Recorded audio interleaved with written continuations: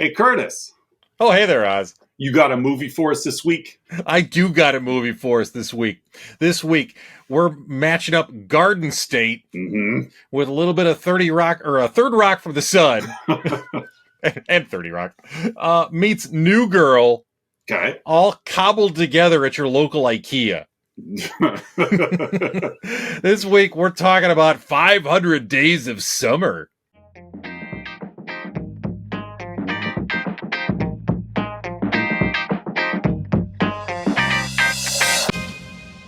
Very, very well manufactured Yes. movie marriage. It checks all the boxes. Just like IKEA furniture. Just like IKEA. Yep. Well manufactured. Welcome back, listeners and viewers, to another week of Let's Talk About Flicks, the podcast where we take a monthly theme. This month being summer movies, which we understand it's teacher season summer, not calendar season. Yes, summer. Yeah, we're not going mid-June to mid-September. No, we're going end of May. So we are here to talk about movies that have summer in the title, and it's already the third week of the month. It is. We got a 5-weeker this month. 5-weeker, thankfully, because we're going to need a couple of weeks to pick up the slack of this one. Yeah.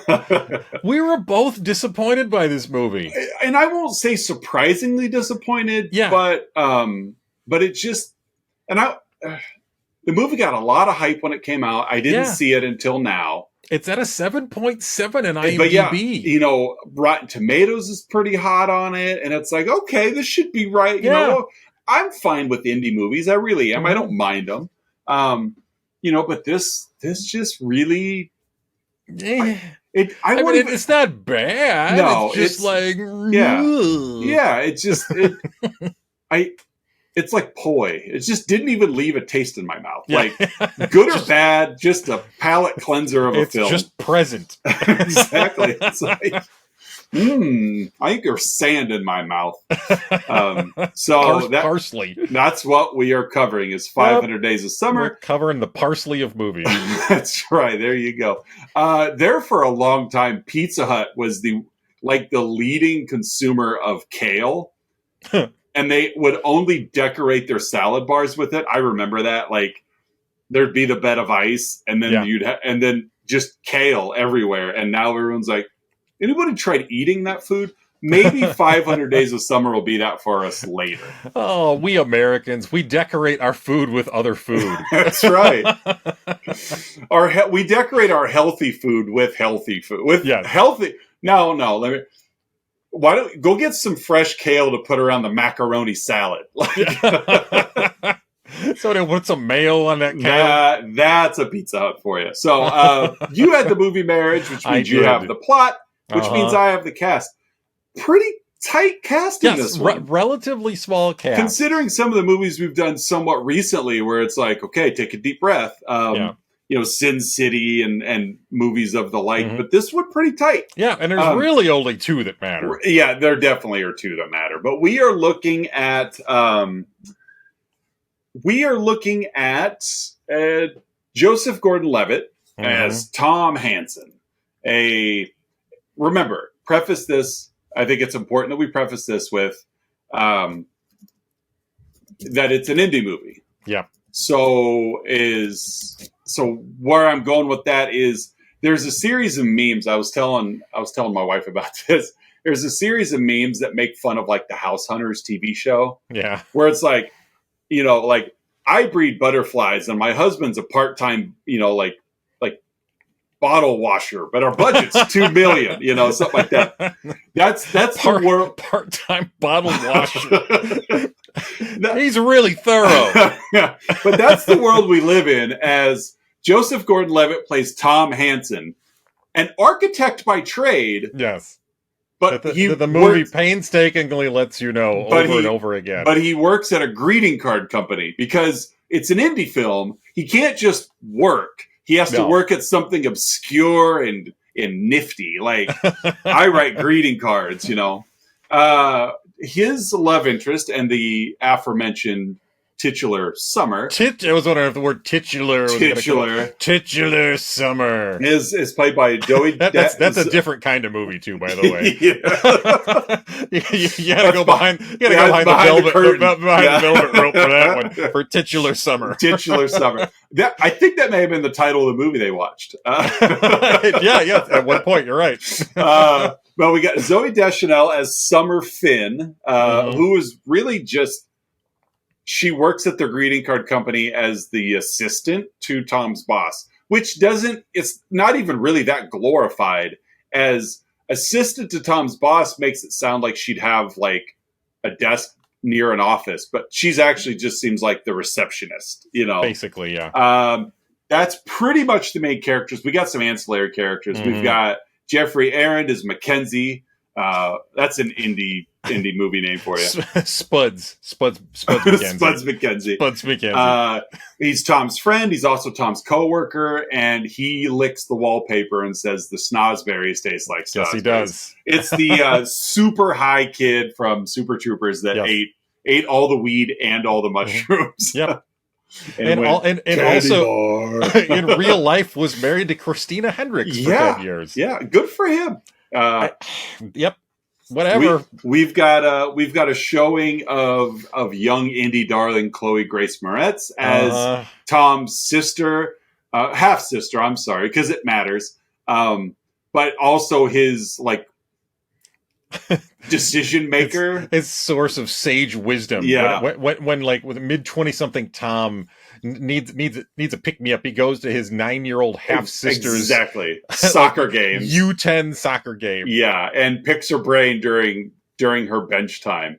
Yep. And we've got Matthew Gray Gubler as Paul, one of Tom's other friends. Clark Gregg. Agent Coulson. Yeah, Mr. Jennifer Grey. Well, former Mr. Jennifer Grey makes an appearance as Tom's boss, being Clark Gregg. Like, that's basically pretty much. And that's pretty much it. We have a Minka Kelly sighting. Yes, we have a Yvette Nicole Brown sighting. We've got Richard McGonigal as the narrator, which I'm really torn. Did the movie need narration? Not really. The guy was good. Too. He was a solid narrator. Yes. He read words well. He's no Attenborough, but he did. It's different when you've got penguins on screen that can't vocalize their own life's dilemmas. But meet Tom. Like this movie wanted to be a Woody Allen, and When Harry Met Sally blender. I mean, like a cutesy modern day indie version of that. Yeah. Like a hipster Annie Hall. Yeah, we'll come back to that. Got it. So there's the cast.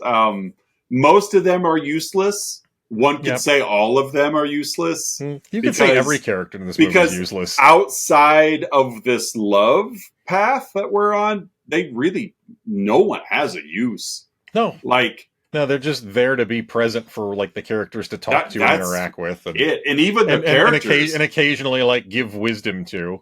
And even the characters are like super like what's lower stress than writing greeting cards?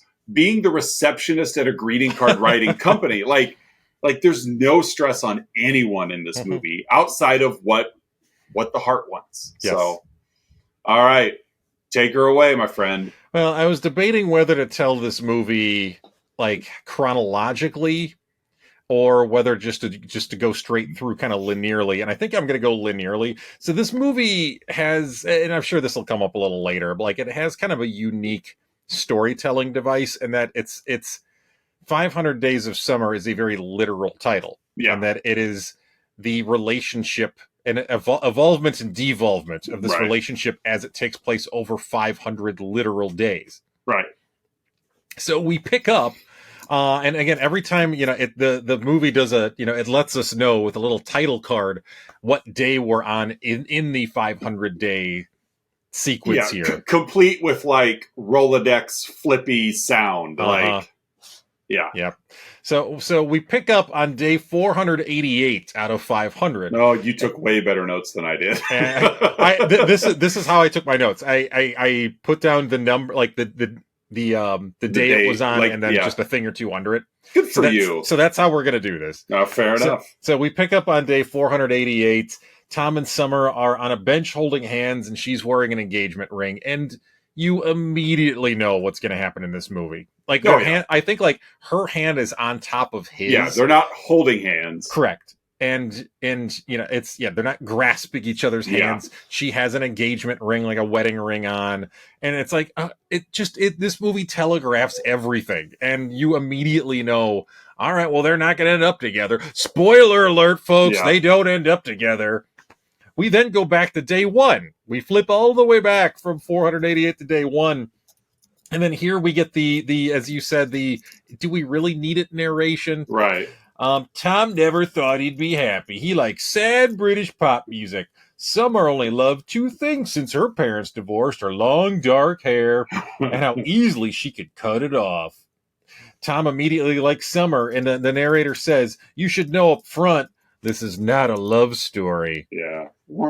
So turn it off and go home. Okay. I know. It's like, I feel indie movies, by design, I think indie movies have an intelligent audience.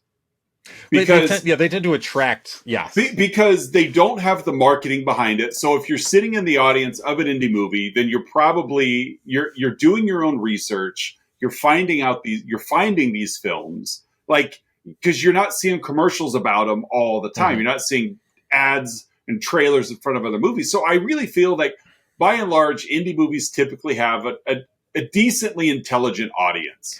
Well, and they typically, you don't usually catch these at like your local, like 12-screen Googleplex. No, not at all. They're going to be at little indie theaters, typically in urban areas. Right. And so that's the type of audience it draws. Right, which is fine. It's people that are they keep their ears to the ground and they hear about these things and they probably follow the directors, or and that's all great. But then this movie rides in and it's like, hey, stupid. Like, we are going. Me. hey, this is my kind of movie. It's like, that's kind of how I felt with a lot of this narration. Is like this movie is way too smart for you, idiot. We're not even going to tell the story in order. So don't worry. We have a narrator. It's like, that's how I felt through a lot of this. Is I'm like, this movie, it's like an episode of like Pimp My Ride. Like, there's so many extra pieces to it that aren't necessary to like get out of the way and just tell the story. Yeah. Instead of like, watch how cool, that's this cute thing we did. Yeah. Anyway, I'll shut up. So we then flip to a day 290, so it's literally almost a year later. Yeah. Rachel, Tom's younger sister, arrives at Tom and his friend's place, and Tom's in a bad place. He's like breaking dishes in the kitchen, or because that's funny. Yeah. Tom says things have been going well with him and Summer, but she tells him she wants to see other people. And Rachel, again, this is like a 9-year-old girl, says, she's Sid and Tom is Nancy. She also calls Tom her best friend. So, they have a sweet relationship. I think it's adorable. It is adorable. We go back to day one. Mackenzie, Tom's coworker and friend, is presenting at the greeting card company they work at about making up a new holiday called Other Mother's Day. Their boss, Agent Coulson, introduces Summer as new assistant. She just moved in from Michigan. We get a flashback narration. Summer quoted a Belle and Sebastian lyric in her senior yearbook. I could have thrown High Fidelity into my movie marriage as well. Like, even the posters on walls, I'm like, hey, there's the Pixies. There, like... Checking all the indie boxes. Absolutely. Mm-hmm. Oh, Belle and Sebastian. I know them because I like indie music. Yep. I don't mind Belle and Sebastian. I really don't. Yeah, but same. But it's but they're there to like define characters in that like hipster charming way. We fast forward a couple of days to day 3. Mackenzie tells Tom she's hot, but she isn't a nice person. Day 4, Tom and Summer share an elevator. She overhears him listening to the Smiths. She loves the Smiths. Yeah, loves it. Loves them. There's a light that'll never go out. Yep. Of course she does. Yep. Day 8, at a work mixer, they talk. He's a fully trained architect. That's not going to come up It's again. black belt in architecture. Black belt. Got the bronze medal in architecture. Right. I'm really good. I just don't practice. I won the Hopkins in architecture. Oh, baby.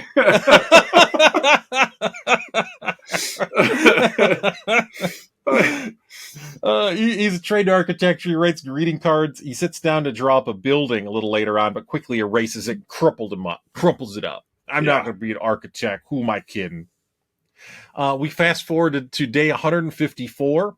She's Like the Wind by Patrick Swayze. Oh, I know. Playing as Tom. What is it? He's telling Paul how much he loves summer. Like, that song belongs in one movie and one movie only, and that's Dirty Dancing. And that's Donnie Darko. Exactly.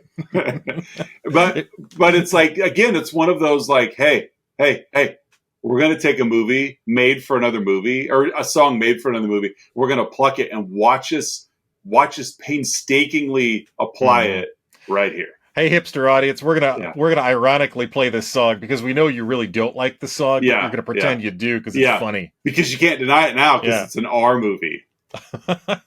Day 11, Rachel and Tom play Wii tennis, and he tells her how compatible he and Summer are. Day 22, Tom tells Mackenzie and Paul it's off between him and Summer. He watches her at work while he plays out the Smiths really loud as she walks by, try to get her attention. Tom says loneliness is underrated. He says the idea of asking her out is stupid. Day 27, Mackenzie tells Tom the whole office, wink, wink, is going to go to the karaoke bar as the camera cuts to Summer. Hey, the whole office is going karaoke Summer. The whole office. The next day, Tom walks into the karaoke bar as Mackenzie's drunkenly finishing Every Rose Has Its Thorn.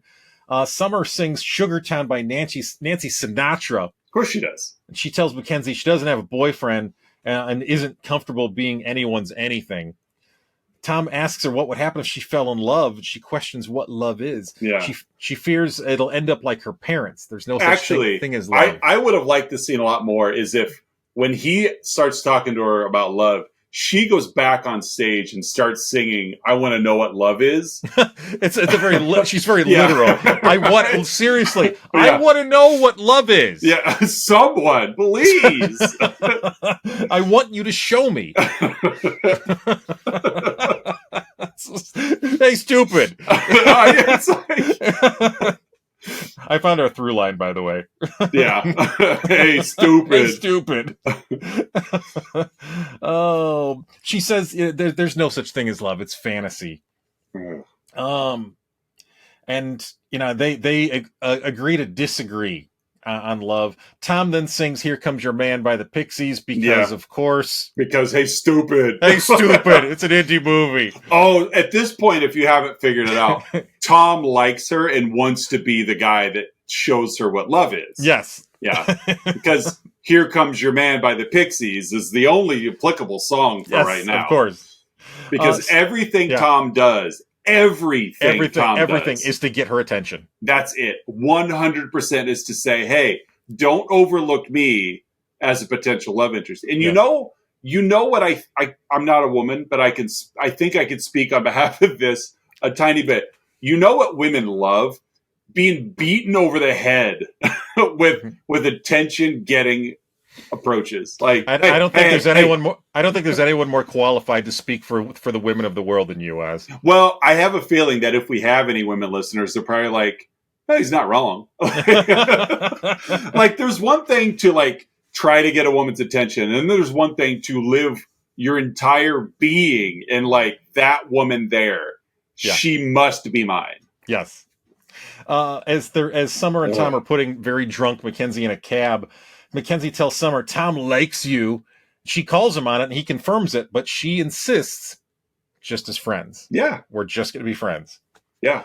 A couple of days later, day 31, the following Monday, they awkwardly meet at the copy machine, and she kisses him. Right there at the copy machine. That's what she does to her friends. Yep. Later at his place, Paul shows up and makes very inappropriate comments while she's in the other room, including, hey, where's that girl you've been stalking as she walks around the corner? And again, Paul's not wrong. Yep. He's not like serial killer level stalking, but even his friends are like, dude, your entire life is centered around her. Like you said, this is day 31. This hey, stupid. Yeah. This is a girl that got a job working in your office, and you are just like, you're fine. Smitten. Oh, beyond smitten. Like, this is like there's a new girl in 6th grade and she's pretty. So this is all I think about because I'm just purely hormonal. Yeah. And how old would you say these guys are? I mean, if he's mid-20s, if he's a fully trained architect, he's clearly gone to school for it. Mid to late 20s, I'd say. Yeah, I would too. Old enough that you should be able to. I don't know. I can't. Well adjusted enough. Yeah, you'd think so. Fast forward to day 282 at IKEA. Tom is pretending, "Hey, hon, all of our sinks are broken," while Summer droopily walks away. Wah, wah, wah. Did you catch the little like rain cloud that followed over her head as she's walking away? Back to day 35, they're at IKEA together, pretending to be at home, a happy couple watching TV. TV's not working, as There Goes the Fear by the band Doves plays. I forgot. Hey, stupid! It's an indie movie. Yeah, I forgot how much I love that song, though. It is a good song. I had completely forgotten that song until... I think I probably listened to it like 5 times over the next couple of days. I had forgotten about that song that was playing, and I'm like, that's a reason why I like these dumb indie movies. Yep. It's they usually have decent music. Yeah, they usually have solid music. Yeah, which we'll probably come up with one of the two of us later. Fair enough. Like. You. Yes. They lie together in a bed in IKEA. She tells him, again, I'm not looking for anything serious. And he says, I'm good with it. Yeah. But he says I'm good with it the same way that puppet in Team America says, I promise I will never die. Never die. I will tell you anything you want to hear as long as you're still around me. Yeah. Yep. And they go home and they make love. The next day, he takes a stroll through the park while You Make My Dreams Come True by Hall & Oates plays, as a flash mob breaks out around him, complete with animated birds. Hated this scene. Hated it.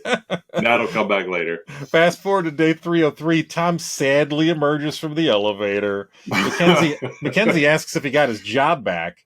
And he said, I got an email from her saying, I hope you're ready to just be friends. Yeah. Back to day 45. Summer's humming the Knight Rider theme on the phone to Tom in his office, because apparently they have a shared love for Knight Rider. I would have appreciated it more if she was actually humming that Busta Rhymes songs that samples the Knight Rider theme song. That would have been like, Knight Rider, I love it. She's like, I don't know what you're talking about. This Busta Rhymes. It's Busta. Busta. He's stupid. It's Busta. It's Busta Rhymes, stupid. Fast forward to 87. Summer and Tom are at a record store, because that's where hipsters go. They always do. Arguing about like what's best of the Beatles, best song, best member. Instead, they decide to rent a porn. Yep. At the record store. At the record store. Fast forward a week to day 95. Sweet Disposition by Temper Trap is playing as they walk and look at buildings. Look at the skyline. You know, it's Tom takes her to his like favorite spot in the city. Yeah, there wasn't enough flannel, beard putty, or like scarves for this. Like, yeah, it's just, oh man. Go ahead a couple more weeks to day 109. They talk about dreams and nightmares. Tom, of course, is wearing a Joy Division shirt. Yeah. Narrator says this was the night everything changed. At her place, he listens to her stories, and she tells him a story, and then she says, I've never told anyone that before. Uh-huh. Yeah. and he says, well, I guess I'm just not an anybody. And of course he goes and tells Mackenzie and Paul, like, this is it. She told me something she's never told anybody else. This has meaning. This means it's real. And this is where the directors missed an opportunity to play Biz Marquis' Just a Friend, but they failed. Yeah, I mean, she's so literal, I guess. Yeah. He's stupid. He's stupid. I never told him like that. I don't tell this story to the guys that I really like. I just tell it to the ones I want to keep friends. Never had a guy friend before. Fast forward another week to day 118. Tom's talking with Rachel at a youth game. He tells Rachel he wants to tell Summer he wants to be more than casual, but he's ruined he's worried it's going to ruin it. She tells him, paraphrasing, she tells him to man up. Yeah. Later, he asks Summer, what are we doing? What's going on with us? And she says, who cares? Aren't you happy? Exactly. And he just goes with it. Right. Or says he's going with it. Of course he does. Fast forward to day 259. They're sitting at a fancy bar. He's complaining about how people dress in tattoos, and she suggests she gets a tattoo, and some people like it. Yeah. So that's her. She's very passively resisting him. Yeah. And I'm thinking about getting one. Finding things to disagree with him on to kind of subtly push him away. Yeah. I think I'm getting one. He's like, no, don't do that. A business bro walks up. Yo, how's it going? Hey. To Summer, offers to buy her a drink. It just dismisses Tom. I can't believe this is your boyfriend. And Tom stands up and decks him. Of course, the guy punches him back. And yeah.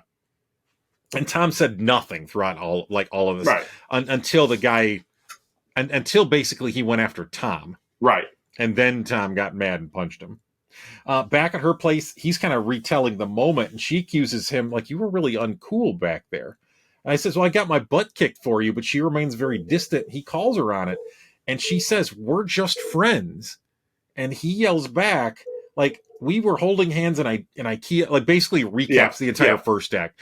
Like, kissing in the copy room, shower sex, like, we're in a relationship. Right. Later, she shows up at his place and apologizes, and he says, we don't have to put a label on it. So he backs down again.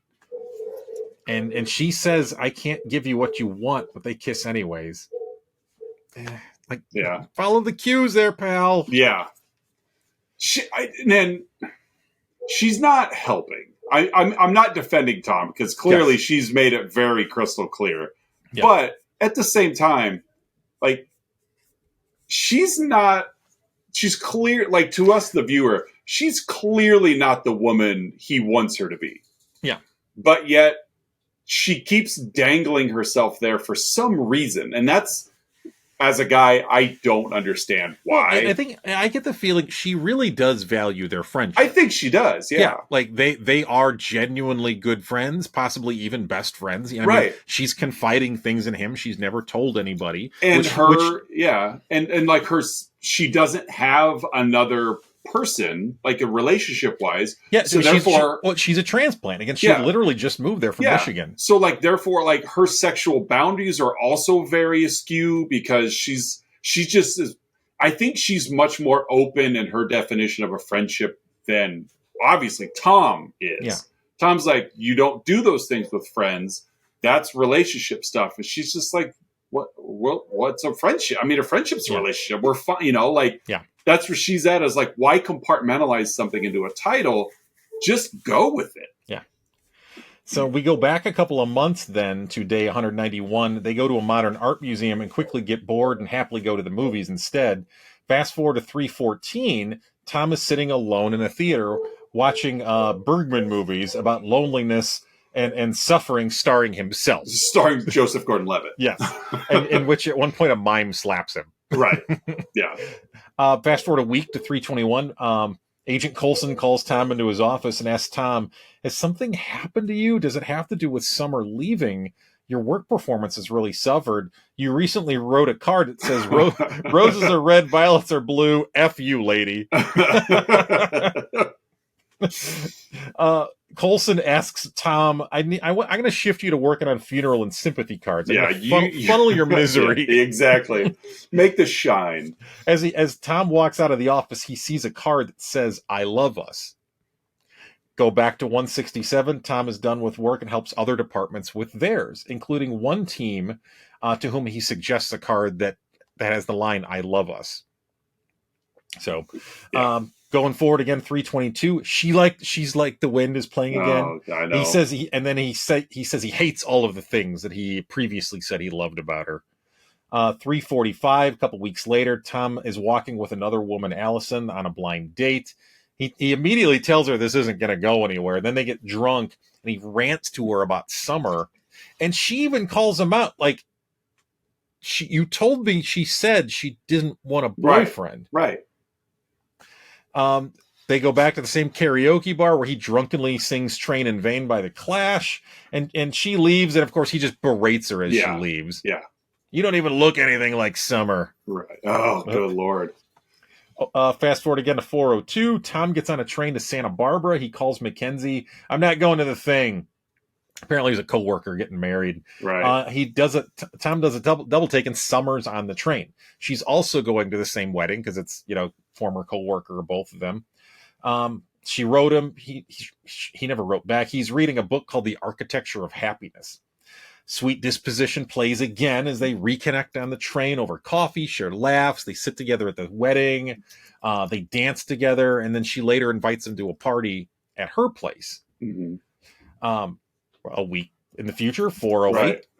Right. Cut to black and white. Paul Mackenzie and Vance are talking about love. Cut to Tom. He says nothing. The narrator says Tom walks to her apartment.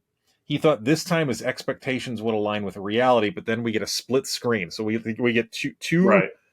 The story being told twice in two frames on the screen. In both, he walks into this party.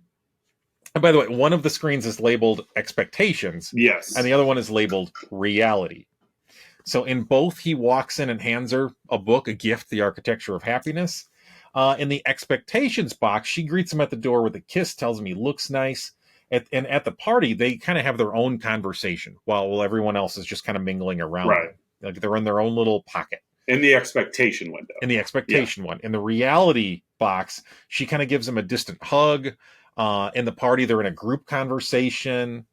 And at one point, she tells the group, because she's talking about Tom, and she says, Tom could be a really great architect if he wanted to be. Right. Which really stuck with him. Yeah. A little later at the same party in the reality box, he's kind of looking at her from across this like rooftop party, and he sees her showing off an engagement ring. Yes. Tom leaves as the reality box completely, literally like pan wipes the expectation box away. Yeah. And the frame just dissolves into like scribbled animation. Forward ahead to 440. His alarm clock buzzes at 7 a.m. He slams it off. Immediately, 441. The alarm buzzes at 7:41. He slams it off. This time, the alarm clock is surrounded by Twinkie wrappers. 441 and a half. He's at a bodega buying orange juice, Jack Daniels, and a handful of Twinkies while dressed in a robe. He walks outside, and a couple walks by holding hands, and he just yells, "Get a room!" I know, it was like such a basic. Yeah. But it was also, at least it appeared to be that this was like this couple. They physically didn't look like a match. That's one thing that stuck out to me. Like, the guy looked like she looked way out of this guy's league when he yelled at them. Mm-hmm. So I wondered a little bit there of if, and again, this is just me projecting of, Tom sees them, not only they're holding hands, which of course grosses him out, but he also sees like, here's a guy that looks lesser than the woman he's with. How come he can get her, but I can't get Summer? So he's just mad at the situation because she clearly, like, to look at him, and that's not, you don't judge on looks, I know that.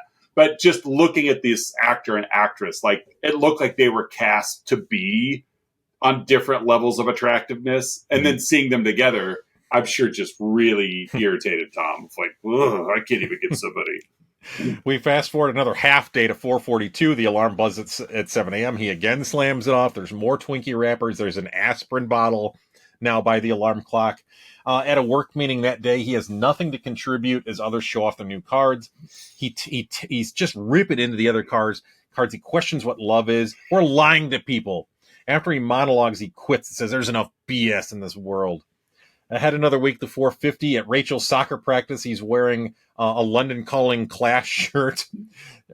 Rachel tells him there's other fish in the sea and calls him out for just remembering the good parts of the relationship. Mm-hmm. He reflects back on some of the good and bad moments that we've seen in the movie. And we see a screening of them at watching The Graduate. And then we cut to this, the scene in the end there where at the Graduate. On the bus. Yeah, on the bus in the wedding dress. Do you know, you may know this, do you know how they got that shot? in The Graduate. No, tell me. I know. They filmed it as normal. And, you got Hoffman and whoever, that they do that. They have their smiles or whatever. And the director just left the camera rolling and basically signaled the cut. Okay. But left the camera rolling to just let them relax and just look bored and non-committal to the future. And then just to see what kind of footage you would get. And then that's what he got was these two. Smart. It kind of looked, even though it wasn't that way, they weren't acting. It just kind of gave this look of like, oh, now what? Like this complete uncertainty as to what was coming. I'm like, good for you. Ambiguity. Nice, she's crying during the movie. That it's clearly questioning the relationship. They go to the record store, Ringo Starr record. This was I don't know. The sequence was a little weird, and that it was day 450, but it was also flashing back to other stuff without the title card. So forgive me for kind of stumbling a little bit there. So there's a flashback within day 450. I get the feeling it's somewhere in the late 200s because that's kind of where the relationship really kind of fell apart. Right. And they're at this record store. He's kind of he's trying to, kind of get a rise out of her. Like, oh, I know Ringo Starr is your favorite. He holds up a Ringo Starr record. She doesn't respond. He's got sock puppets. And... he tries sawing her in half. He's trying these just different jokes. He goes to take her hand. She pulls her hand away. I don't want dinner. I'm just tired. She kisses him on the cheek. Then we have day 456 through 476. Vagabond by Wolfmother is playing as Tom is tearing stuff off his walls, reading architecture books at a coffee shop. He applies to several architecture firms, and you see him sketching several buildings, and this whole sequence is intercut with Summer's wedding ceremony. 488. Again, this is where, so we're back to where the movie started. Tom is wearing a suit sitting on his favorite bench, and Summer is waiting for him. At a different bench. She walks up, and she just asks, "Are you okay?" And he responds, I will be, eventually. He tells her he quit his card writing job. She congratulates him. He tells her, you should have told me about you getting engaged, about your new significant other. So you never wanted to be somebody's girlfriend, and now you're somebody's wife. And she says, it just happened. I just woke up one day and I knew, which calls back to that sequence outside of the karaoke bar from earlier in the movie. She says she was never sure if she was in love with him, and about the new husband, it was meant to be. And she says, Tom, you were right. It just wasn't me that you were right about. Then we go back to the opening shot of the movie with her wedding ring hand. She grabs his. And then she leaves, and he tells her genuinely, I hope you're happy. He does. Yeah, he really was. You could tell there was honesty behind it. And we go forward to day 500. Narrator says most days have no impact on the course of a life. Tom sits down in a fancy lobby for an interview, strikes up small talk with a female interviewing for the same position. And she recognizes him from his favorite spot in the city. So she literally knows Tom already from this cute guy that sits on this bench that I like. Of course she does, yeah. We like the same stuff. Yep. The narrator then says there's no such thing as fate. Everything is just coincidence. Right? Yeah. And as he's going in, say stupid. as Tom is about to enter for the interview, he says, "Hey, can I just have a second?" And he goes back and to this woman in this lobby, and he asks her out. And her name is Autumn. Oh, God. He looks directly at the camera, breaks the fourth wall, and the counter goes back to 1. And that, folks, ends 500 Days of Summer. Yeah.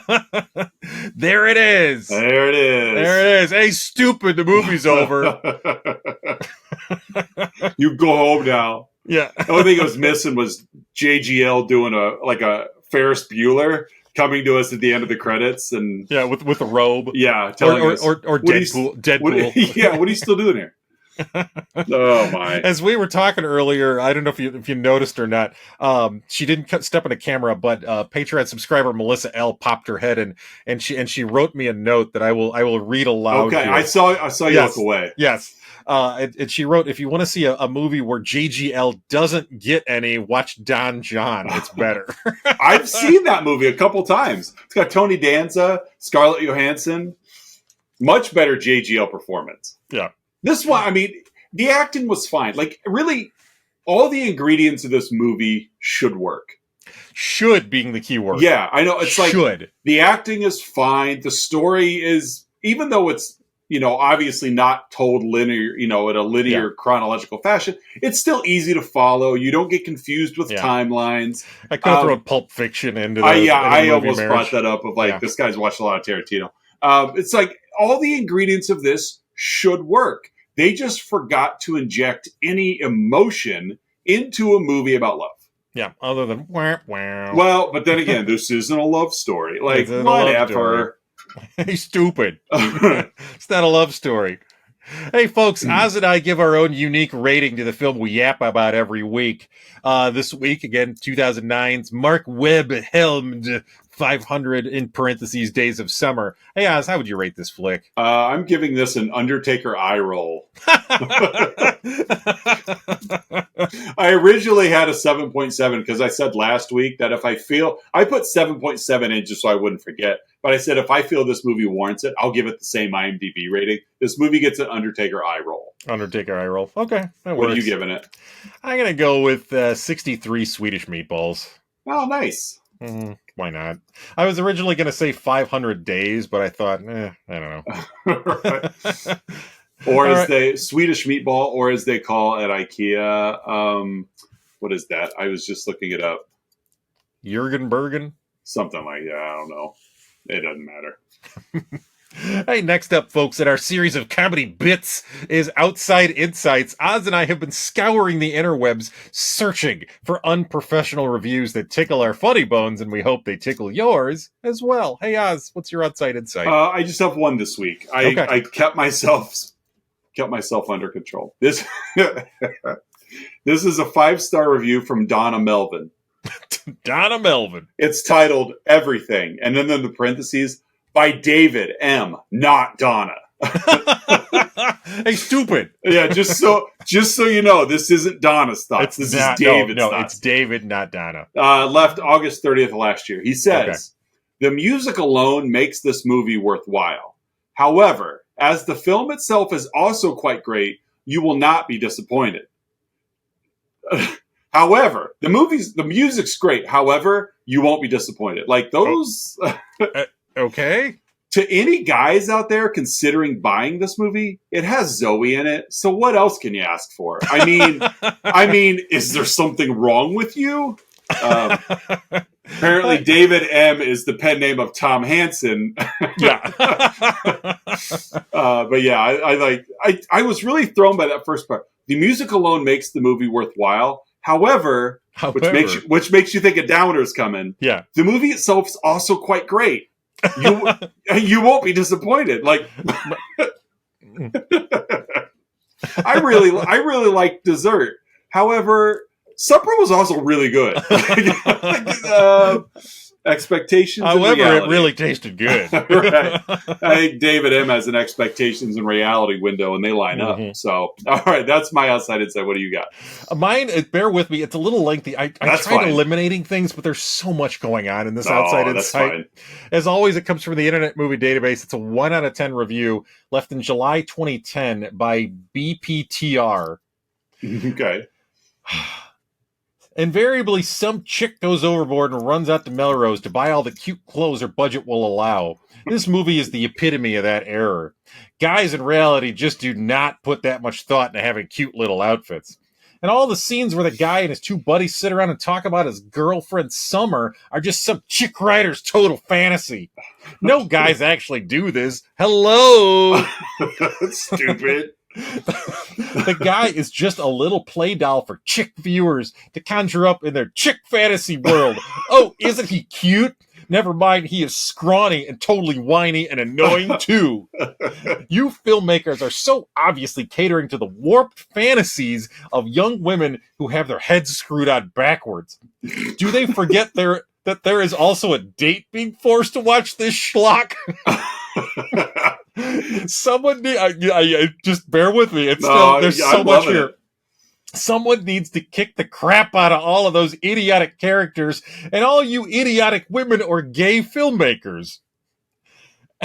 And just when you think it's done, Oz, just when you think Oh, misogyny is run rampant, we're going to throw a little racism in there as well. okay. Oh, and what's up with the idiotic narration? We can't tell what's going on for ourselves. They couldn't afford Morgan Freeman, so they had to get some no-name to impersonate him. He never said anything illuminating at all. Everything out of Morgan Freeman's mouth changes my life. It is. Yep. Oh God, there was so much to, and Oh, normally I try to keep my outside insights pretty tight, but there yeah. was so much to this one. I'm pretty sure the guy who wrote this was the business bro from the movie. It could have been. Yeah. Yes. What was the author's name of this fine piece of work? It was just BPTR. Okay. Yeah. Yeah. I was wondering if we could squeeze in like business guy from film or something like. Business bro. Yeah. So yeah, this poor guy. Yes. Yeah. Something tells me he has had a lot of lonely nights. He's also probably a member of like the 3%ers or like some other. Yeah. Yes. He's got a frog pin. Exactly. All right, hey folks, it's that point in the show you've all been waiting for, our signature segment, the 3-2-1, in which Oz and I will each share 3 goods, 2 bads, and 1 about this week's movie, 500 Days of Summer. Oz, what are your 3 goods? My first one is a fairly early joke that I honestly found the funniest part of the movie. He had written a card. He had introduced himself to Summer. He's kind of showing her the work he's done. He showed her a card, and she read it, and she said something like, "Oh, that's a perfectly adequate, greeting card," or something like that. And he goes, "Hey, that was my nickname in high school, perfectly adequate greeting card writer." And she goes, "My nickname in high school was Anal Girl." but it was JGL's spit take because he had just taken a drink, and then of course she goes on to explain herself of like, because I was so tidy and neat, and it's like I just found it funny because I wasn't expecting that, and it was there, and I laughed, and then I forgot about that. Then I watched the rest of the movie, and my second one is even though it's an easy trope to go with, I don't mind a self-reflective internal healing montage. Sure. I sent you a text about how Forgetting Sarah Marshall did it better. Of just this, my heart aches or my life sucks or whatever. And instead of projecting that negativity out, actually reflecting in and being like, okay, what can I change about me? What can I improve upon instead of being angry at Sarah Marshall or angry at Summer, forever? What can I do about it? And so he finally pulled himself up and realized, look, she's gone. I have to get over it. And he found things that would help him. Like he focused back on architecture and really tried to turn things around. Yeah, something he could control. Something, another aspect of his life that he felt he was good at and skilled at and made him happy. And as you said, he at least initially there, we thought he was channeling this misery into something positive. Right. And even though day 1 of autumn may end up like day 500 of summer, who knows? Who cares? But I had to find a good, and that was one. It's like, well, that internal reflection for self-improvement, and then my third is I really did think there were parts of this movie that had some pretty clever editing. Not only like the side-by-side windows, but there were just, when you're laying out a non-chronological storyline, putting in the title cards with the date, it helped, because then you could play off things like, I'm going to show you the failed IKEA date and the jokes that just went nowhere, because at the time we're like, oh, what's this guy talking about? And then the very next clip showed, okay. So I thought there was some clever editing in this. Webb is an accomplished director. I think this was his first one, but he really, he's done other stuff. He did a couple of Spider-Man movies out of it. And so it's not like, everything he's done, he hasn't done a whole lot. I think he's only directed 6 movies, but it's like, he's got some talent. I know he did some Office episodes, and He's done a lot more TV stuff, but so like he's got some ability there. I just think that this was it's got some uniqueness to it. And one of my possible goods, actually, you used one of the two words, was clever storytelling. So yeah. So those are my three goods. What do you got? I'll start with an obvious one. There's pretty good music in this movie. Yeah, there really is good music. Yeah, I mean it's hard to when you got the Clash, you got the Pixies, you got the Smiths, Doves. There's some good stuff in there. So yeah, good music, good tunes.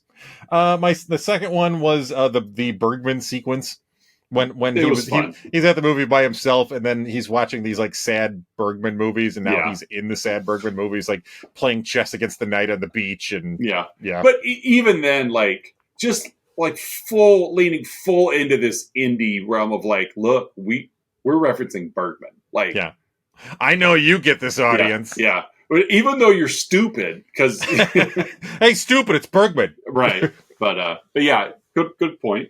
Yeah, and then my last one, I'll give a more specific example of some of the things you were laying out before, like the expectations versus reality party scene. Mm-hmm. Yeah, I really thought that was done really well. Yeah, and I did like the wipe of the reality one, just pushing the expectations one aside at the end. Yeah, because it wasn't going to happen. Nope, and that's when it really sunk in. Yeah. That's the full reality of things. Very much so. Yeah. All right. So those are my three goods. Az, what are your two bads? Oh, my first one is just the smart little sister trope of, and it's like, Chloe Grace Moretz did fine. Like the acting in this movie was fine. There wasn't any grating performances, but it's just like that whole. I mentioned it back in the way back movie we covered of like it just seems like there's this bingo card of indie film tropes. Yeah. And this is what got it a bingo. It's like, oh, here is a full-grown adult with an education and a career and friends that goes and seeks out the advice of his 9-year-old little sister who somehow is so much more worldly. It's like, no. I have a 9-year-old son. Like, he has no interest at all. Matter of fact, he gets in the car and he's like, I'm like, how was your day? Oh, the kids are teasing me because they think I like this girl. I'm like, do you? No. It's like, and then he goes and sees his sister and she's like, listen, there's other fish in the sea. We need to talk about your expectations. Yeah, and it's like ironically wise, sage 9-year-old sister. Like, come on. Like, that's supposed to be the bit. Yeah, you take everything that she says and you plug that into like a spunky female best friend. Sure. Or even one of his good friends, or the girlfriend of one of his good friends. There is a spot in this movie for that advice, but coming out of the words of a soccer playing 9-year-old, like during a soccer game, it would be like if the character arcs were like gender swapped, and and Summer had like a sassy gay male best friend who was like it's as you said, it's these like. These stereotypical like archetypes almost that have emerged in the last 20, 25 years of filmmaking that certain filmmakers and certain like kind of subgenres just lean into, and just too dull. Whether they meant to or not, because I think it came out. Well, I know it came out first. This movie was 2009. Mm-hmm. 2 weeks ago, we covered a movie that makes fun of this trope, as Molly Shannon's character in Wet Hot, like in her like prepubescent 9-year-old camper is like trying to talk her through. It's like it's that same thing that David Wayne just made fun of. Yeah, we're seeing used like purposefully in this. Yeah, so maybe we should have had a little smart little kid month or something. Wise beyond their years, 9-year-old month. So that was my first bad. My second one is just that post-sex dance number was, oh my God. Like, okay, he comes out of his apartment. You make my dreams. I know. It's like, it had me for a moment, but even then it was like, I get it. It was your first time with Summer. It was your first time with Summer, and you leave and you're happy. That's fine. That's perfectly fine. But then like you're high-fiving the mailman, and then it's like that you instantly know, like you said, this is a flash mob. and they don't. And this movie is played so much on what expectation and reality are that this plays as if it's straight. You've got a cartoon bird landing on his finger. Like, it's like, it was like, oh, okay, this, I get it.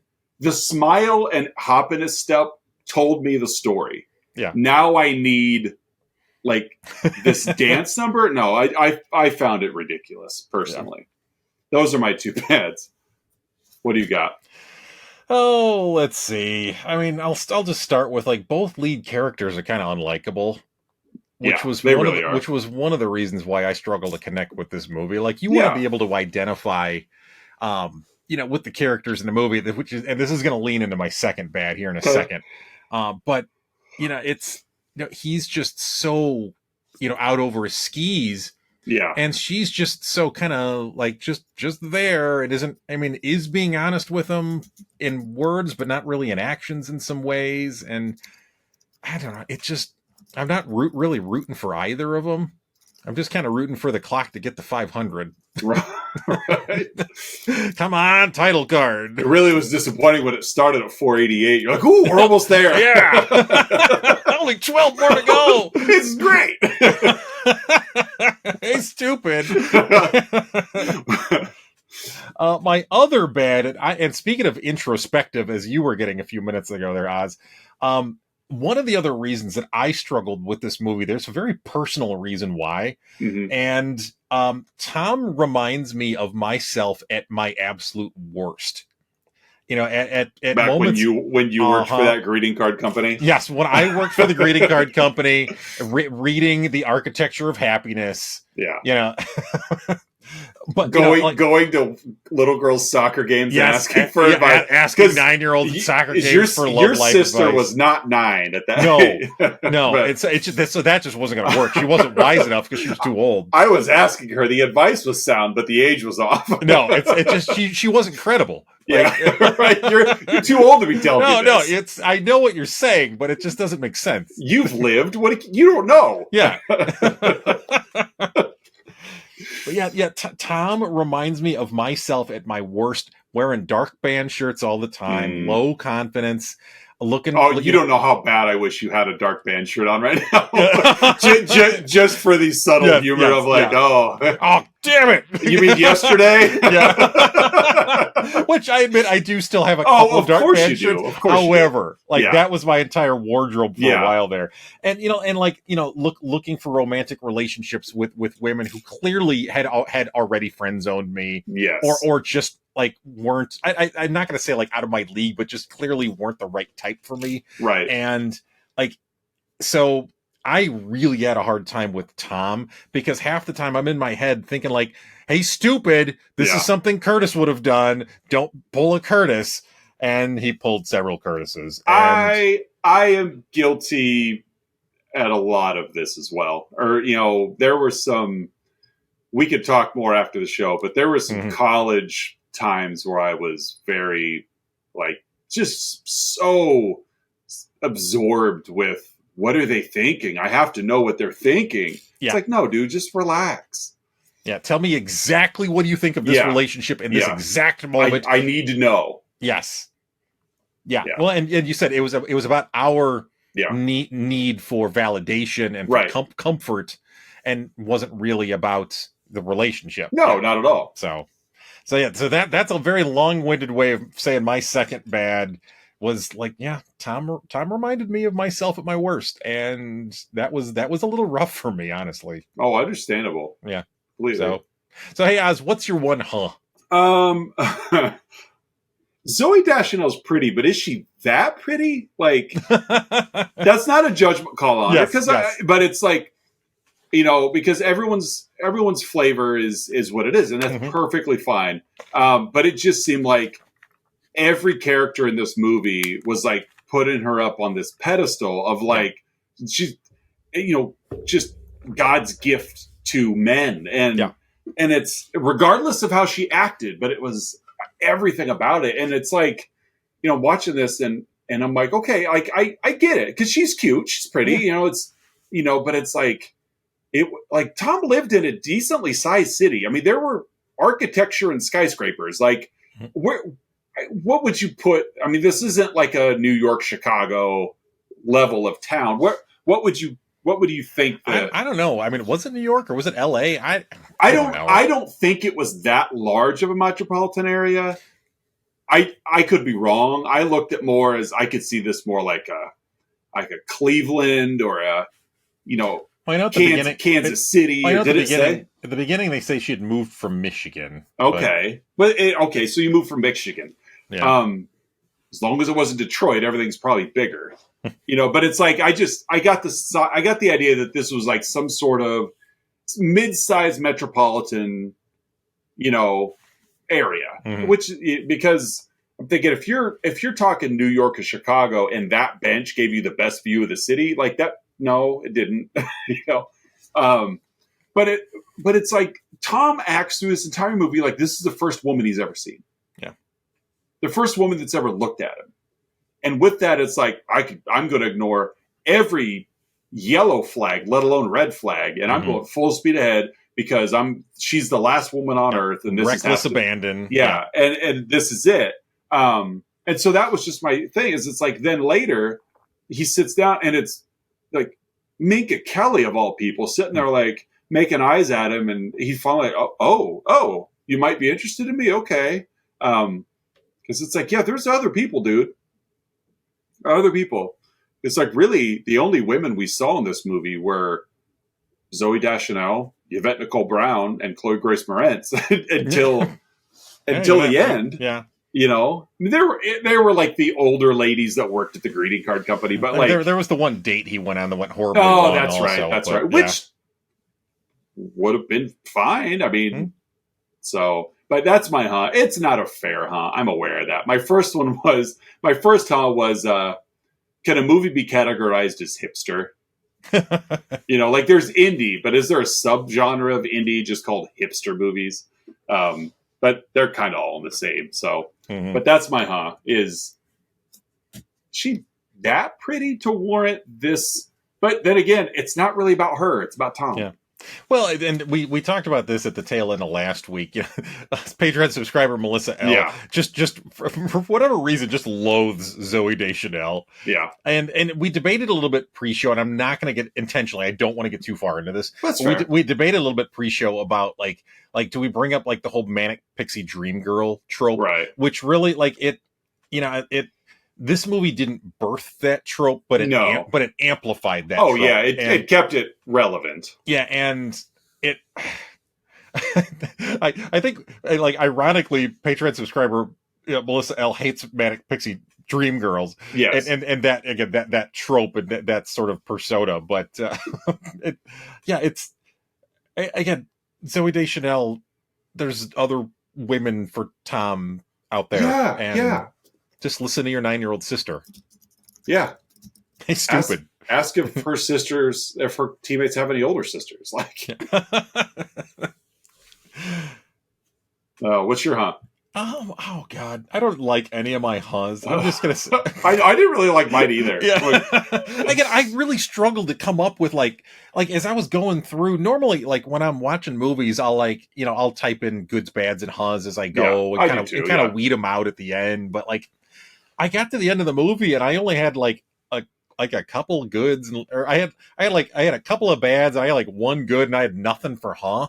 I don't know. Like I just had a hard time like identifying anything that stood out to me in this movie, whether it be good, bad, or huh. Yeah, well, it's just because the movie it's just so middle of the road vanilla. Yeah, it's a jinx on that. Yeah, it's just, and again, it's really trying hard. This movie tries so hard. So I guess my huh is, why is this movie trying so hard? Like, just be a movie, right? My thing was like, okay, we've seen this now. Let me ask you this: you get a new coworker. Mm-hmm. Okay, we're obviously both happily married, so that part's out. You get a new coworker, and as you're getting to know her, she reveals that you know nothing about her outside of just like surface level, whatever. And you find out that like one of her favorite movies is 500 Days About Summer. Do you automatically put up a small barrier just to be like, all right, tread lightly? you might not like this person? Or do you like, okay, that's whatever, is it that it's not a red flag, but it's like, is it one of those? Because I feel like almost like secondary, liking a movie like this is in the same vein of like the characters of this movie that are like, oh, I love Belle and Sebastian. I love the Smith. It's like my follow-up was going to be, have I shared an elevator with this person and did they tell me they like the Smiths? Yeah, but you know what I mean? Like, yeah. Like the characters in this movie lay it on super thick that they love all of the indie things you're supposed to love. Yes. But I don't think, especially now in 2024, that like I've shared with you a couple of times, I am so stinking proud of the musical taste my daughter is developing on her own. Yes, you've texted me screenshots of songs she's pulled up, and I am genuinely impressed. Like completely on her own. Mm-hmm. This isn't like she hears me listening to it and goes from there. This is just every morning I drop her off at school first. She's like, "Can I play some songs?" Sure. So basically, we have time for one song, and there for a long time, it was just your Olivia Rodrigo, your Melanie Martinez. It was the stuff she was super into. And she still is. But then, she occasionally throws on like, here's this song. And then but I love because she'll listen to it and then be like, do you know these guys? Like, just not like challenging me, like I'm cooler than you, but just genuinely like, have you heard of these guys? Sometimes no. But sometimes like, yeah, I love the Smith. And it's like, and I'm like, and in my head, I'm like, oh, I've got such a cool kid. Like you do have a cool kid. I do have a cool kid. But it's like those little things. And I wonder if my daughter, and I may have her watch it just out of curiosity, like, watch this movie, Ella, and tell me what you think. Yeah.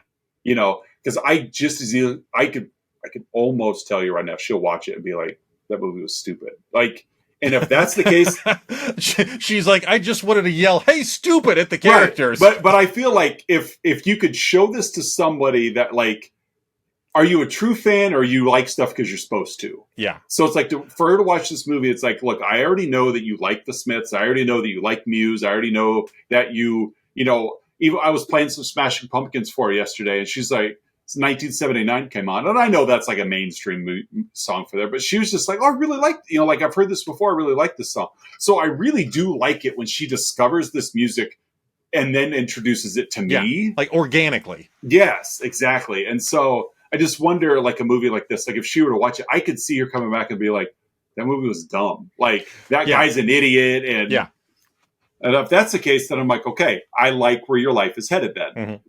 Yeah, I feel like this movie was like put into like the twee indie scene, and like it was just like put into that meat grinder. And it just went through the indie meat grinder, and they threw all the ingredients in. And IMDb had a filter on when this movie came out. You could only rate it if you're between the ages of 19 and 24. Like.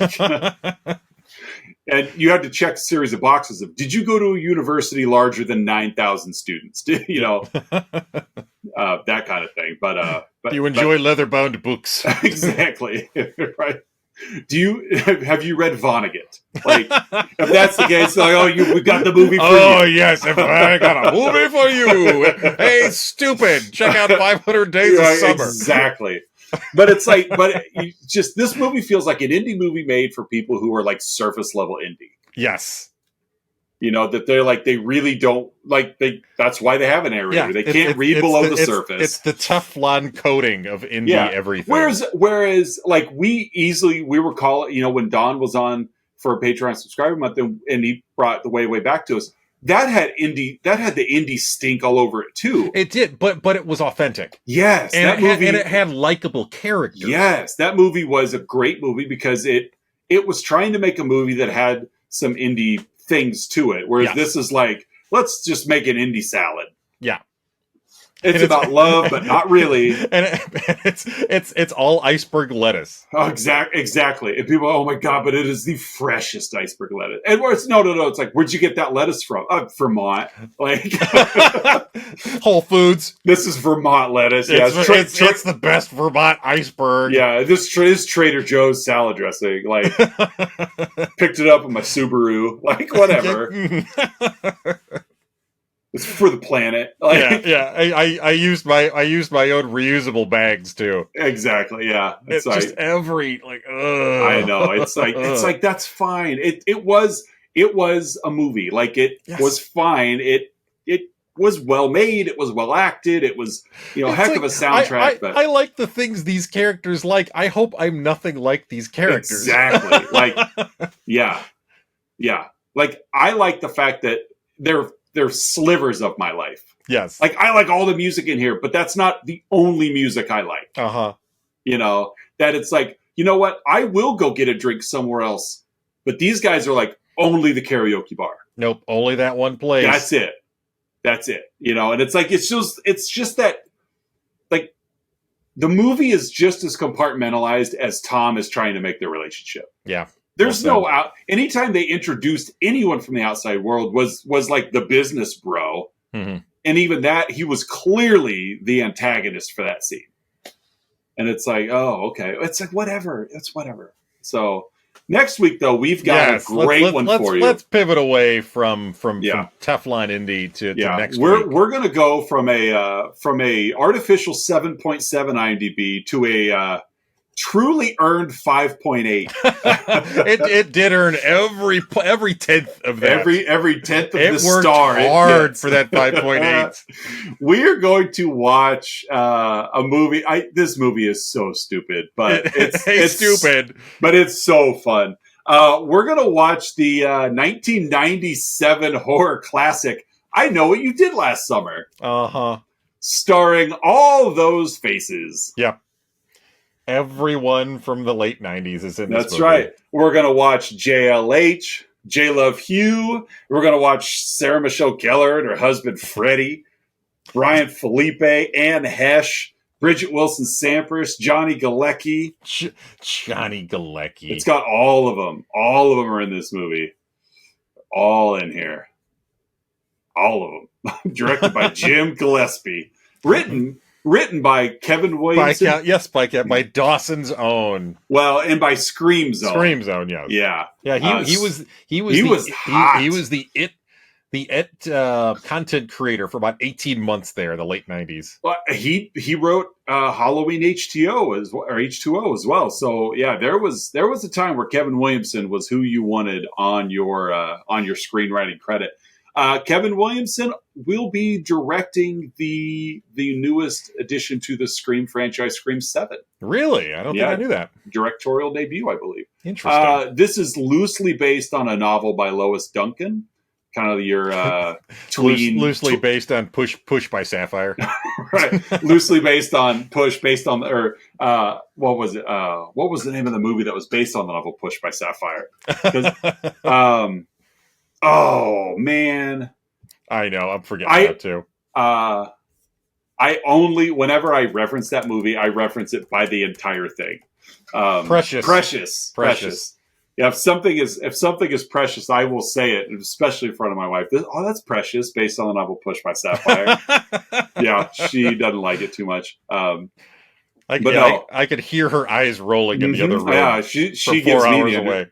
Undertaker eye roll. The Undertaker eye roll. But no, we're gonna watch I Know What You Did Last Summer. Yes, we are. I'm gonna try to get my daughter to watch it with me because this next week she's watched all the Scream movies. She actually was co-host on my other podcast, Education. Yeah. Cool. She did all the Scream movies with Courtney and I. So I'm gonna try to get her to watch this one. This actually be a fun viewing week because on the other show Courtney's never seen the Blair Witch Project. Okay. So we're going to watch Blair Witch Project, and I know you did. Hitting some of the late 90s classics. Yeah, but both, I think, are totally appropriate for my daughter to watch. So I think that would be fun to be like, hey, kiddo, let's watch these 2 horror films together. But I don't know, because we watched all the Scream movies together, and boy, does she like to ask her questions when you're watching a film. Well, why is the shirt red? I don't know. Like, why did he say that? It was in the script. I don't know. But so that wraps up week 3 of Summer Movie Month. Yeah. We will be back next week for week 4 when we cover easily the best film of the month, possibly the best film of the year. I Know What You Did Last Summer. Movie made a ton of money. It did. $17 million budget, made $125 million at the box office. Yeah, And was people like their slasher movies with pretty people. They do. And there's really 6 main characters to this movie. There's, Ryan Felipe, Freddie Prinze Jr., Sarah Michelle Gellar, Jennifer Love Hewitt, and then the front of Jennifer Love Hewitt. They like to showcase the cleavage a lot in this film. Yeah, they did. A lot. Like shooting from overhead for a very obvious reason many times. I did already watch this movie in preparation for next week, and I forgot how much it's kind of gross. And she was tight. And she was like late teens when they made how tight this. her shirts were throughout this movie. Yeah. It felt a little icky. Yeah. Movie came out in 97. She was born in 79. So she's 18. Yeah. It felt, which means she was 17 when they filmed it. Yep. It felt icky. Jim Gillespie. Oh, Jim. Director of Joyride, Detox, Venom, the 2005 movie Venom, and most recently Billionaire Ransom, a movie that you'll see next week, 2 weeks from now. So, no, we will be back next week with I Know You Did Last Summer. Social media-wise, you guys could find us in all the places: Facebook, Instagram, Twitter, 7-Eleven, Patreon link down below, Instagram. If you've heard of Instagram, we're on Instagram.